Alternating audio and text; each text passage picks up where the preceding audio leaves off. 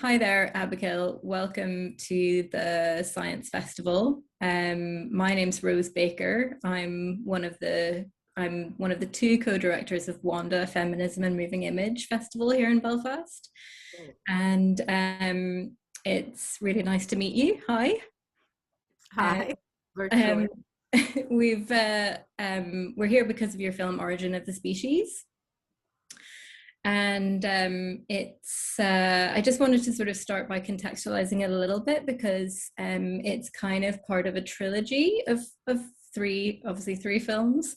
And it seems to me that, well, the first film was about Mary Shelley and, these home movies of that you made, these imagined home movies of her world and her relationship with Percy Shelley. And then the second is really, really different. The three films are completely different from each other. And the second film is sort of about anarchy, and it seems to sort of then be like the sort of like 20th, 21st century then in the second film.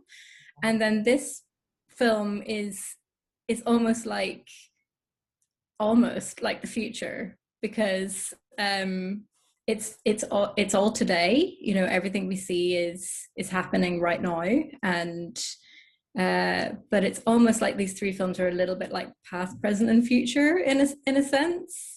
That's exactly what I was thinking. I had basically started, I'd read a book on Mary Shelley that really, that compared them to the 60s and the crazy sexual freedoms of the 60s and the rebellion. And it was just a great book. And I uh, had this thought, I want to do a film on them. They're so interesting. And then the Rome Prize came up, and I thought, perfect. They spent most of their time together. They had 8 years together. I can shoot it in Rome. And as I was conceiving that project, I was thinking the failure of ideology for women. And in this case with Mary Shelley, it was the failure of romanticism. Romanticism is the poets, but for her, although of course she embraced it, and Shelley and Keats and all those guys have incredible lines of poetry that are just, totally memorable. And, but that for her, it meant in 8 years, she was pregnant 5 times. So 4.5 of those 8 years she's pregnant, and then she has babies, and 4 of those babies die. And in some cases they die because the husband didn't pay enough attention. I mean, in one case. So there seemed to be a complication, and I guess I'm coming to it as a woman, is the ambiguity of being successful or embracing your period and also getting what you need in your personal life. And as I was conceiving that, I thought, okay, that's 19th century. 20th century, I was trying to, I don't know why, but I thought immediately of Emma Goldman and anarchism. Maybe because in the 21st century, when I was conceiving this, there was all this rebellion and ACT UP and many protests. And so that just seemed like another way, and very specifically for Emma Goldman, is her politics got in the way of her personal life. She would fall in love, but the guys didn't wanted her in the end to come back. They loved her power, they loved her energy, but they wanted her to, be a mom and stay at home and take care of their children. And so she was always in this tension between them. And so that was the second thing. And at that point I said, well, I'm going to do and it was also going from Europe, shot in Italy, shot in New York, going west, if you will. And then I knew the next one I wanted to be shot in Asia, because I felt like that's the forefront of the future. Maybe not. The whole globe seems to be the future at this point. But so I knew it would be, I didn't want to necessarily, I thought it'd be science, because for me, science is a kind of God. I mean, and I think for all of us, we think science will solve it. Science is infecting our lives. But I thought, but there's the failure of the ideology of science, of course, is that it makes mistakes, it changes, it's not absolute. It developed the nuclear bomb, many of the plastics we develop are killing our country. So the ambiguity of science is also there. It's a God, it's a disaster, it's wonderful, it's not. And I knew I wanted a virtual woman, and rather than a real. I mean, I could have gone with the woman who came up with cutting DNA, but I just thought a virtual woman was more where we were. And even then, before COVID, of course. And I looked at the hologram people in Japan, you know, the pop stars who are holograms. But in the end, I think robots and androids really appealed to me, partially from being a science fiction fan myself, partially from growing up on the Jersey Shore, where I'll never forget, there was kind of, you know, a talking doll you put in your quarter and they give you your fate, and the light goes over her face so she looks like she wakes up. And, you know, so just those personal experiences, as well as everything we read about in the movies. And then perfectly, or you know, actually not ironically, but absolutely, is, of course, Mary Shelley writes the first science fiction novel about Frankenstein creating new life. So, you know, what could be more both godlike and ridiculous that human beings want to create a mechanical life force? And so that's sort of the origin. You kind of hit it yourself. And I was filming scientists in Boston, where I was teaching early on, and then finally I got a little grant to go to Japan, and amazingly, I just got access to some of the most famous roboticists in Japan, and was able to film them, and then came back, and I realized I wasn't going to get women roboticists in Japan. I don't know of any. I'm sure there's somebody, but I don't know. And so when I came back, I searched out women roboticists, whereas when I went to the people in San Francisco at Charm Lab and the amazing doctor in Pittsburgh. So it was kind of a finding, as I was, you know, shooting and pushing it. And what it finally became for me, at least, you know, you first see the robot of Ishiguro that looks very human. I mean, kind of. I mean, none of them really look so human. As one guy says, when they talk, they seem fake, which is, yeah, because there's not enough, you know, energy going around with programmed robots. And then as it leads through prosthetics to what is actually, I think, more amazing than a robot that looks human, is when that paraplegic Nathan can move something by thinking. yeah, it's really amazing. Like that's, I mean, the film kind of flits from like absolutely mind-blowingly amazing to kind of terrifying, you know, as well at points. Like it's a real, you know, it really has this dual quality of like, you know, awe in like lots of different ways. And I think that that section with Nathan and his experience is, you know, is just, you know, it's really fantastic, and it's such amazing technology, amazing work. Mm-hmm. And that surgeon saying like, yeah, I'm, you know, this, they had the, you know, they were doing this and they just needed a crazy brain surgeon, and I'm the crazy brain surgeon. Yeah. She's terrific. She was really wonderful, I thought. Yeah, so like so was Nathan and the other women that have it done, is just to have your head taken off it, you know, it's very hard. yeah, like it's, I mean, the footage of that whole sequence is really really amazing to see. And that you got the access as well is, Well, we got access, to be honest. The footage of the operation we did not get. That, I mean, we were given it, but it was taken by scientists at the institute. My niece is a doctor, an eye doctor, and I couldn't even get into surgery for the eye. I think it's only because this was a research. But I went in and I interviewed all the people and walked around the lab, and there were monkeys in the other room that I kept wanting to film, but they wouldn't let me film them. I guess they didn't want, okay, you know, protesters. And so, but they did give me the footage. So I know I had access in that way, but yeah, or well, I shouldn't say this. It would have looked prettier if I'd shot it, but okay. Yeah, I'm sure it would have. It was hard to cut it because they gave us very little, but yeah, I find there's a Stan Brakhage film, Seeing with One's Own Eyes, where he films in an autopsy room.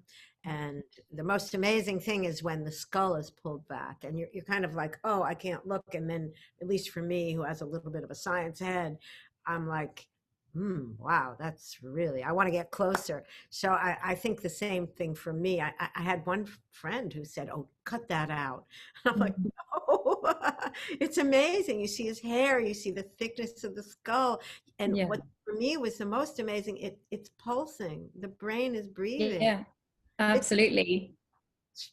Yeah, it is, he's it's but it just shows you the difference between, the living and the not living, in that moment. Like it's the body, it really is like inside the body, and it really shows you, because that's really what the film is looking at. It's looking at humans and their interaction with non-humans, really. Like your poetry, is also in the film, and the lines are very expressive as well about these things, the differences between people and like the body with I can't remember the exact line. I'm sorry. I'm just trying to evoke the feeling of the lines, but yeah, it's definitely like that sequence. It just shows you exactly what you're talking about. Almost literally the sort of placing of this sort of robotic these like I can't they're like the little sort of the electric medical plate, devices, tiny little plate. yeah, like inside the body. It's really an amazing sequence, and so like that's definitely part of the film where you're really in awe of these roboticists and what they're doing. And then there are some other parts that are so like troubling, I would say. Like you must have definitely been like, I think I have to especially talk about the real dolls, those, you know Sex. yeah, the sex dolls. That whole sequence is um it's just weird, like it's just weird. And And so that one, he gave us complete access, which was amazing. So we could just hang out there and watch them, pull the noses of the yeah. plane. No, but what was crazy, I had a woman cameraman with me, who was small like me, and we're all like, oh, and we get there, but there's a strange thing that begins to happen is they are a little sexy. I mean, that weird silicone, asses, and you kind of do want to touch them. I mean, it's totally perverse, and it's playing on those perversities. And no matter what the guy says that, oh, this is just guys who need help. I mean, it's just, Yeah, you really wonder, what do you think of women, number one, and what do you think women should be doing? Uh, yeah, it I definitely. wanted, but I didn't have the money or the Mm. ability to. It turns out in Toronto, there is a prostitute house of the dolls, and they had wanted to open one in Texas, but the Texans said, no, you can't do it. But I just felt like a prostitute house of dolls. It's Yeah. really, I mean, yeah, like it's such a, I mean, it's one of the most compelling kind of parts of the film as well. You really like, I mean, you can't tackle robotics and the relationship with robots without going there. You know what I mean? And it brings up so many different feelings about and ideas just about like, what does it mean to be a woman then in this world. And these robots are kind of modeled on like this idea of what, the idea of the woman, an ideal, for want of a better word, woman. They're made to order, custom made, I know, and like, whatever what you want. what You're size body? Yeah, like, the body to order, even the makeup, and things like this, and voice and stuff like that. So, like, but then the other side that I started to think was like, it's these dolls are being, are they being degraded? Don't they have a say? I was projecting my idea of, Absolutely. Well, it's you know, like that person in the middle, the news thing from England, where they say, oh, but I feel bad if I insult her. And it's true. Like when I was talking to Erica, it was like, you didn't want to say, oh, you're a fraud. I mean, there's this weird, polite, thing that comes over you. So yes, and in fact, some of the quotes that you commented on, thank you so much. But I was trying to do them from the point of view of a sentient robot a little bit, that they were talking back to the film or to the audience, to their inner life with questions, because it is what happens. You begin to imagine that inevitably. One of the scientists said, we're trained genetically to respond. Anything that moves with intention, we think of as life. So, it's why the vacuum cleaners, the robo vacuum cleaners, people name them and make them pets. There's a strange, almost atavistic sense inside us that will connect as if they are human or real. That's so interesting. And the other thing about it was that there's these robot women who are bodies, but then the film is narrated by a robot woman who has her own ideas,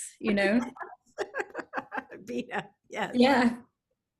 Absolutely. So, And Bina's yeah. unusual. I mean, she is a little bit chatbot, but they've filled her with the memories of the real Bina, which makes her language different. I mean, because it's also being constructed. I couldn't go into it. There was just so much. It could have been 5 films, really.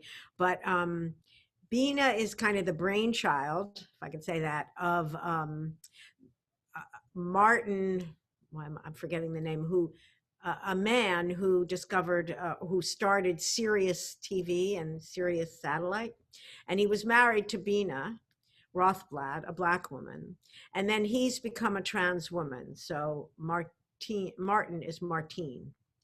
And so in a way, I think that the feminism and the interesting comments of Bina are partially coming out. They're really being constructed by a woman, and they're saying chatbot, yes, but we want to try to give more background, more depth to her comments. And I think that's uniquely why she's quite different than what every other robot says or speaks. Because I just think it's being defined differently. That's I so mean, not interesting. yet AI teaching themselves.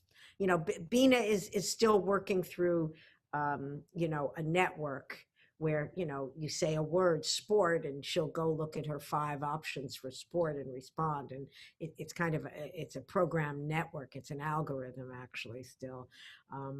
We're pretty far away from Mm. spontaneity. I just love that the moment when the two Binas are there together, and the original Bina seems a little bit skeptical at some points, of what she's saying. But yeah, like Bina, is it Bina 48? Sorry, I can't quite remember. Yeah, Yeah, and she says, we'll merge and we'll live on, and humans don't have to die, and sort of. I do believe in this not dying. That's a big part of Bina and Martine and Bina Rothblatt. I I asked them there. I never got a really good answer because for me, that's one of the horrors. It's like there's so many people in the globe already. Can you imagine if we all doubled ourselves? It just seems like, no, why bother? Put it in your Yeah, but scrapbook. You know what I mean? Pack it away. We don't need four of absolutely. But us. that's the thing about it as well, because the idea that the it's the memories and thoughts and personalities of people that will be stored, and it's almost like archiving people as opposed to people actually living on. It's Yeah, the that's a good point. Yeah, it is. It is archiving people. And I'm not sure. I mean, people say, I'm just going to turn that off. I don't know what's happening. Mhm. Um, yes, it's also there's a narcissism Mhm. involved there. You know, we should have duplicates of me. And that's also in her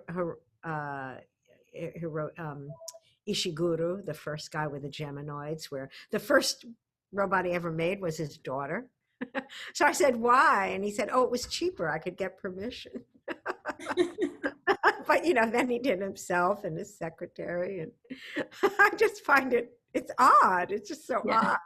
And it really, Matthias, the guy from Tufts, really said there are these ethical issues. And I was just reading today in a magazine that there's some problems with AI conferences, is that they're letting AI, they're finally asking themselves that AI is developing commercial things of face recognition that, denies transgender or Black people from being identified or over-identifies them.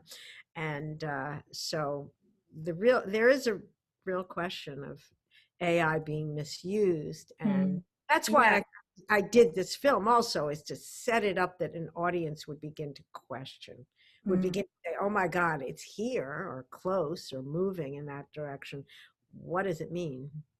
Yeah, and I love the way I love there were two other parts of I mean I loved all the footage, I loved all the interviews and the way the film flows, but there were I really loved the use of sci-fi elements from popular culture like within the film as well, because it Right. really sets up that it's really like, what am I watching? Is this real? Is this not real? And also like yeah, just the idea of this being where we're at, like it's the things that you juxtapose it with are so like what we're looking at, that's happening today. How did you choose those? I think the Stepford Wives are in there, and Stepford Wives I've always loved. I mean, and I didn't remember quite what it looked like, but I just remembered, I thought you were my friend. I thought you were my friend. I mean, I've used that conversation because I find it such a funny, great moment. And so I knew I was going to use that section. And then it had very many versions before I was able to cut in the robot being attacked. She's being attacked in the movie, and then the robot's attacked, and how the robot comes up and how she comes up. And also at one point it started the movie, but it's better where it is towards the end. So I always knew I'd use that. I always knew I'd use Metropolis because, of course, that's a classic. And she's she leads the workers to their death, or presumably, she gets created and made into evil purposes. And it's such a beautiful film with such a vision of the future. And there I'm in Japan, in Tokyo, with the trains that sail over what were the swamps. It's landfill in that area of Odaiba. And it just seemed like those visions of Metropolis with it. That's the vision we all grew up with a little bit, at least for me in the 50s and 60s. I thought, oh yeah, we'll be in automatic cars. So we'll be able to turn around and play chess in the car on a long trip. Or we'll be able to sail across the cities. And of course, we're sort of not there, and even though the vista's there. And that's what I was really interested in, is this human desire to, I mean, way back, I mean, in the Greeks, they wanted to create a metal human, a metal being that could talk or walk, and the myth of the golem, that a creature of clay could walk through the city and save people. So I think,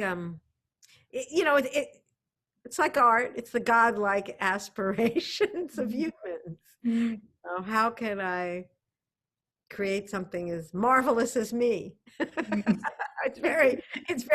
It's funny. It's natural. Or rather, it's not natural, but it's understandable in a way. And that's what I was talking about when I was building that context. And then Android is a very funny film. It's a slight film, really. But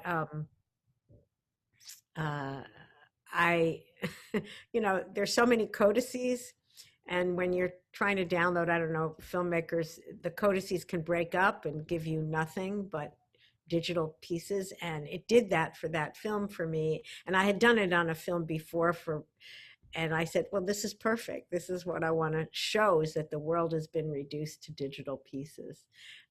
So that was where that film came up. What other? Oh, Frankenstein. I mean, I cut out almost everything but the explosion, just to, they sort of became the interludes, sort of the context, the sea in which the current roboticists exist. yeah, and then of course the music as well is, brings in this kind of eerie quality at times. Mhm. Um, and so, did you worked with a composer, didn't you, on the film? Yes, Hiroko Hiroshi, and he is an electronic composer from um, Japan who I met, who said, "Yep, you can use everything that's on the web." So I used a lot of stuff on the web, and I sent him the film, and he was very happy. Um, but when I got back to the US, I realized I needed some more sounds. And I went for a bunch of American electronic composers, really sterling electronic composers, along with Hiroshi, who is really quite famous in Japan. And I love his work. It's very diverse and fantastic. But people like Laurie Spiegel, Alvin Curran, Pauline Oliveras, um, Robert Ashley, um, and many of them just gave their pieces for free. A couple of them just asked for a nominal amount. So I was really thrilled that we were able to do that. That's great. That's amazing. It really is. Um, yeah, I just wanted to ask as well, just I think this has been a really great conversation. I could probably keep talking to you for like, another hour, but I think I think I'm supposed to keep it to a certain amount of time for the science festival. So I just wanted to ask you uh about the world as it is today. Like obviously you've exhibited in gallery spaces, you've had installations in different places around the world. Everything has, this film probably would have been screened in theaters, and now we are all doing everything like this, in on a screen, on a computer screen in many cases. And what do you think that means, for I think it's two ways. I mean, on one hand, it's just a pity we can't meet and hug and eat together and laugh together and go, film festivals are so wonderful. You go see, you go to another part of the world with people who share some of your ideas and loves and beliefs. I mean, it's one of most of the wonderful thing about being an artist is you can drop into a town and, if your film is showing, there's people who are interested in similar things and they can lead you through the town or through the world. So I miss that, of course. I mean, really do. But on the other hand, what's been amazing is it gets more global. I mean, I've been geolocking things for a little bit right now, but um, I geolocked it to the USA, but now I have another. I had an older film, the Emma Goldman film, and it was showing at Anthology up till tomorrow, actually.